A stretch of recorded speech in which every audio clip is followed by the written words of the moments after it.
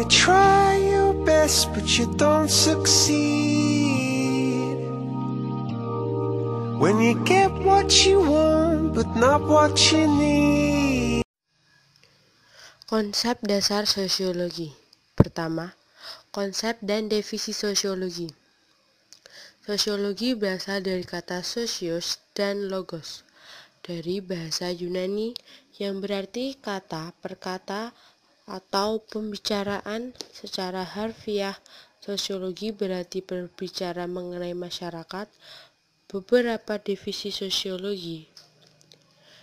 Sosiologi dapat didefinisikan sebagai studi ilmiah tentang masyarakat dan tentang aspek kehidupan manusia yang diambil dari kehidupan di dalam masyarakat itu sendiri. Menurut Auguste Comte, sosiologi adalah ilmu yang terutama mempelajari manusia sebagai makhluk yang mempunyai naluri untuk senantiasa hidup bersama dengan sesamanya atau dengan orang lain. Dan menurut J.A.A. Van Dorn dan C.J. Lams, sosiologi adalah ilmu pengetahuan tentang struktur dan proses-proses kemasyarakatan yang bersifat stabil. Sifat dan hakikat sosiologi. Sosiologi termasuk rumpun ilmu sosial, bukan ilmu pengetahuan alam ataupun ilmu kerohanian.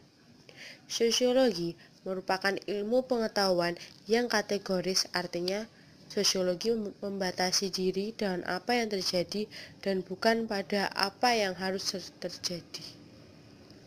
Sosiologi juga merupakan ilmu pengetahuan murni dan bukan ilmu terapan. Pengetahuan yang rasional terkait dengan metode yang digunakannya. Sosiologi termasuk ilmu pengetahuan umum, bukan ilmu pengetahuan yang khusus. Artinya, sosiologi mengamati dan mempelajari gejala-gejala umum yang ada pada setiap interaksi dalam masyarakat secara empiris.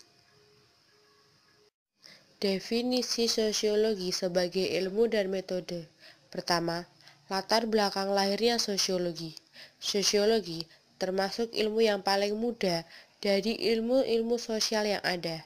Semua ilmu pengetahuan yang kita ketahui selama ini pernah menjadi bagian dari filsafat yang merupakan induk dari segala ilmu pengetahuan. Ilmu pengetahuan adalah pengetahuan knowledge atau yang tersusun secara sistematis dengan menggunakan cara berpikir ilmiah. Berbeda dengan ilmu pengetahuan sains, bersifat abstrak karena lahir dari renungan-renungan.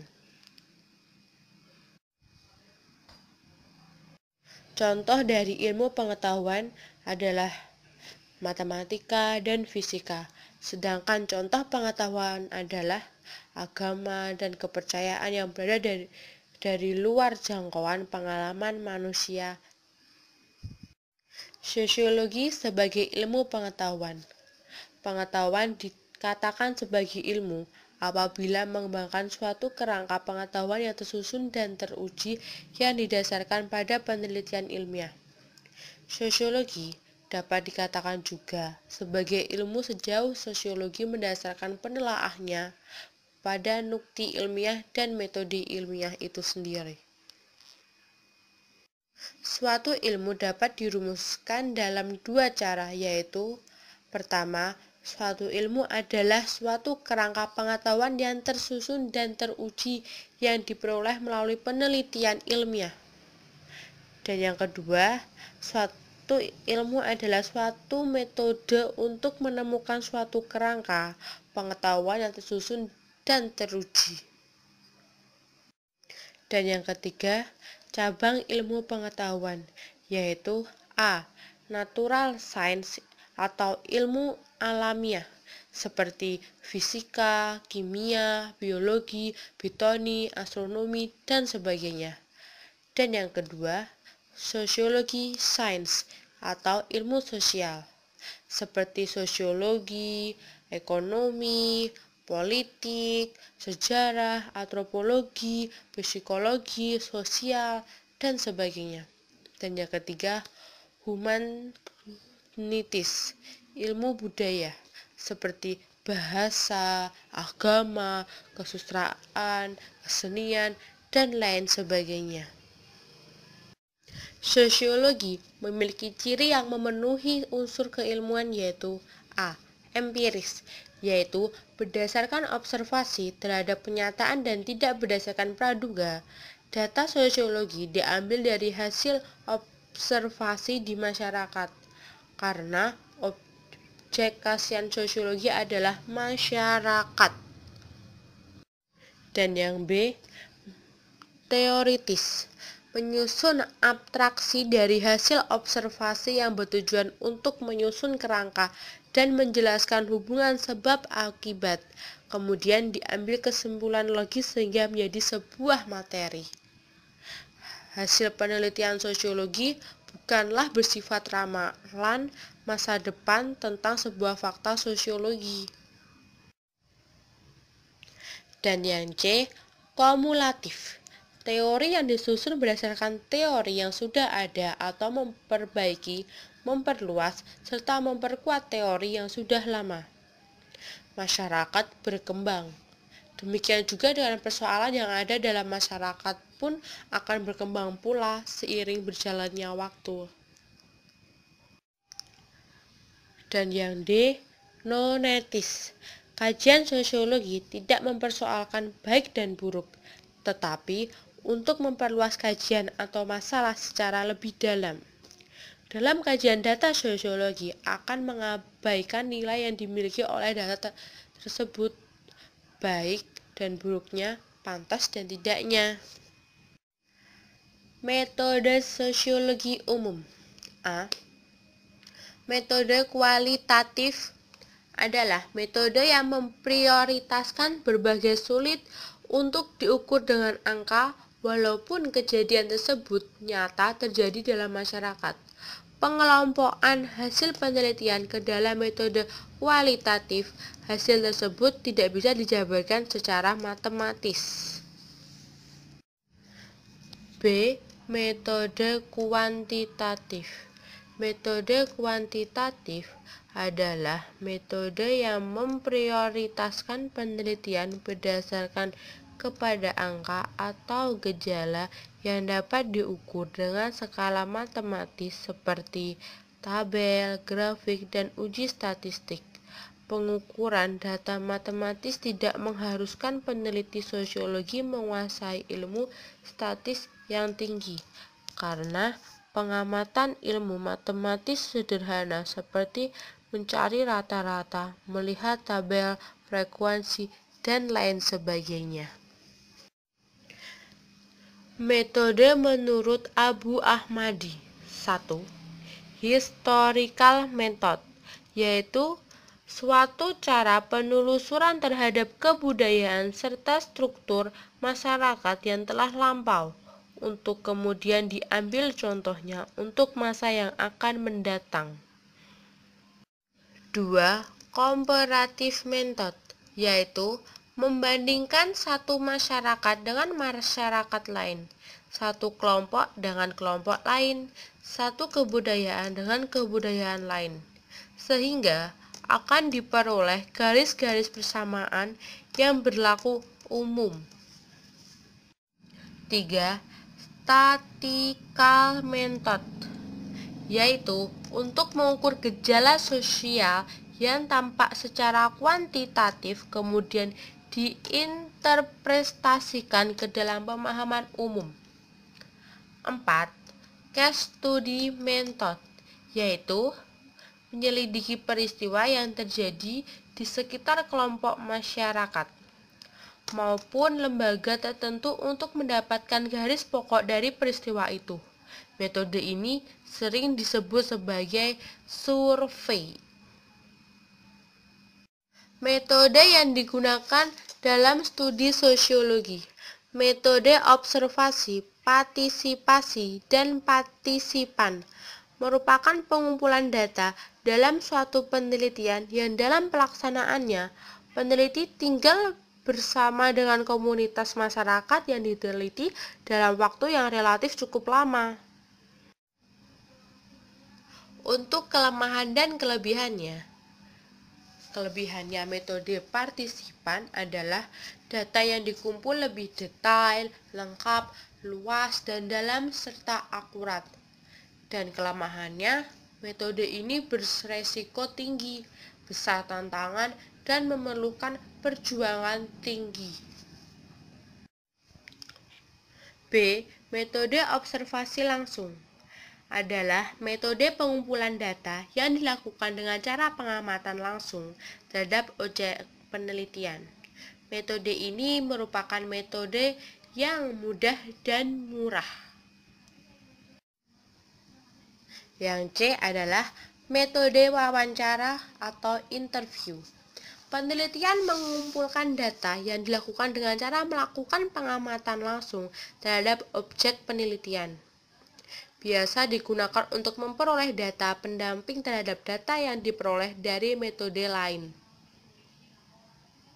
Yang pertama, fleksibel, yang artinya seorang interviewer harus luas dan menyesuaikan diri dengan situasi dan kondisi responden agar tidak merasa tertekan atau diinterogasi, sehingga responden dapat menyampaikan jawaban dengan jujur dan objektif. Dan agar memperoleh data yang ideal, pewawancara harus memenuhi kriteria seperti berikut.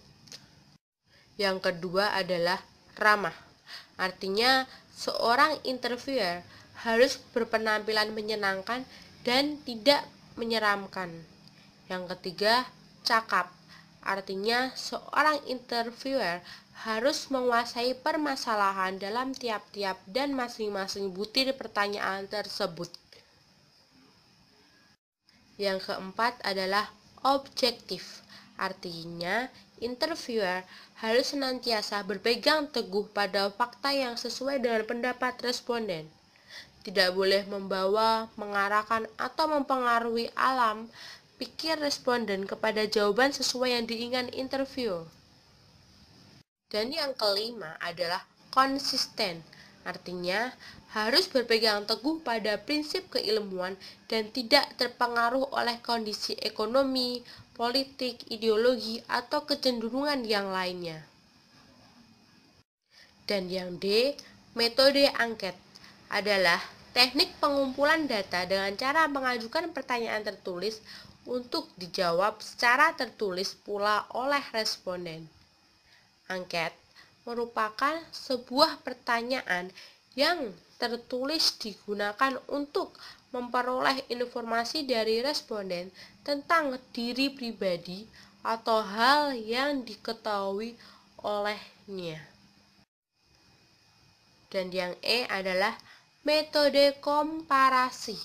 Adalah metode pengumpulan data dengan membandingkan data sosial dari dua atau lebih kelompok masyarakat. Penelitian dapat dilakukan dengan menggunakan metode komparasi jika penelitian mengandung kepentingan membandingkan suatu gejala yang sama pada tempat yang berbeda. Dan yang F, metode studi pustaka adalah metode pengumpulan data dengan cara mendalami, mencermati, menelaah, dan mengidentifikasi pengetahuan yang ada dan ditemukan dalam sebuah sumber bacaan atau kepustakaan. Metode studi pustaka juga bisa sebagai metode yang memanfaatkan berbagai literatur dan buku untuk mendapatkan suatu data. Metode ini tidak memerlukan biaya karena dapat memanfaatkan perpustakaan untuk mendapatkan sumber. Namun, peneliti harus memiliki kemampuan untuk mencari buku yang memang sesuai dengan topik yang akan dibahas olehnya. Dan yang G adalah metode penelusuran sejarah atau history. Metode ini merupakan metode mengumpulkan data untuk mendapatkan data penelitian tentang masa lampau dengan menelusuri histori atau sejarah melalui dokumen, benda peninggalan sejarah yang dapat dijadikan sumber keterangan mengenai berbagai kejadian di masa lampau. Dan yang H adalah metode dokumenter. Metode ini merupakan pengumpulan data yang dilakukan peneliti dengan mengambil dari dokumen yang dihimpun oleh kolektor. Metode ini sangat tepat untuk mengetahui perkembangan data dari waktu ke waktu. Dan yang I adalah metode analisis media massa. Metode ini juga merupakan metode pengumpulan data yang dilakukan peneliti dengan cara menghimpun selengkap mungkin artikel sejenis yang ada di berbagai media massa yang akan dipakai sebagai dasar untuk analisa dalam kaitannya dengan pengkajian suatu hipotesa dan masalah dalam penelitian. Menurut Paul B. Horton dan menurut Chester L. Hunt, yaitu A. Studi cross-seksional, yaitu studi yang meliputi suatu daerah pengamatan yang luas dalam jangka waktu tertentu. B. Studi longitudinal, yaitu studi yang berlangsung sepanjang waktu yang menggambarkan suatu kecenderungan atau serangkaian observasi sebelum dan sesudahnya. C. Studi ex post facto, disebut juga studi longitudinal yang bersifat retrospektif, yaitu studi yang berlangsung sepanjang waktu namun bekerja mundur dengan mempergunakan data yang telah dicatat. D. Penelitian pengamatan. Dalam studi pengamatan, peneliti mengamati terjadinya sesuatu atau kejadian yang telah terjadi tanpa dibuat-buat.